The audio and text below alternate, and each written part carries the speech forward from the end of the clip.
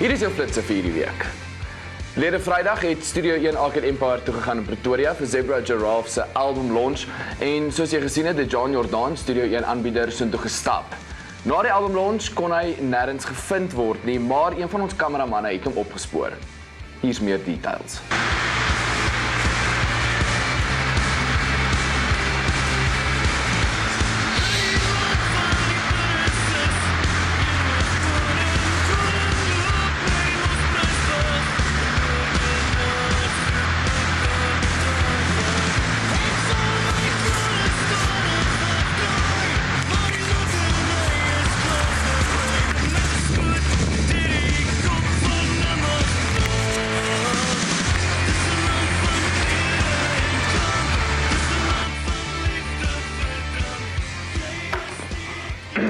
So, ons het verneem dat John blykbaar by die huis is. Hy is in 'n goeie toestand, nie in 'n koma van al die drank nie. Maar as jy soek na 'n partytjie soos wat hy gehad het by Arcade Empire, hier is jou gig guide vir hierdie week. Op die 22ste by Aandklas is dit Goodnight Wembley en Red Huxley.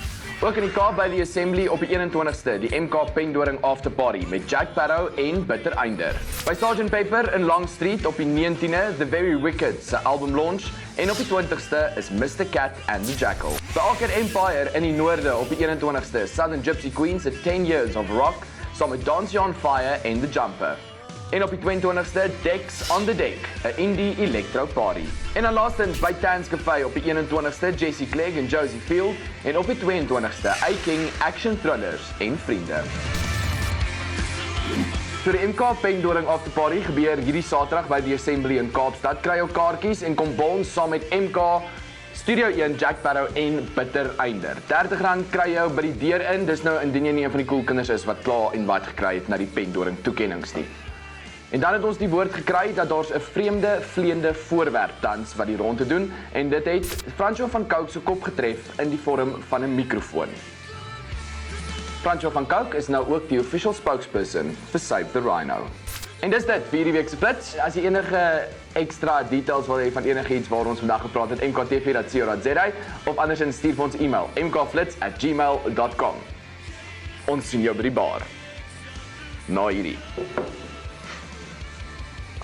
Dankie vir die tiete. Ek bedoel bier. Oh. Okay, we can cut. Thank you.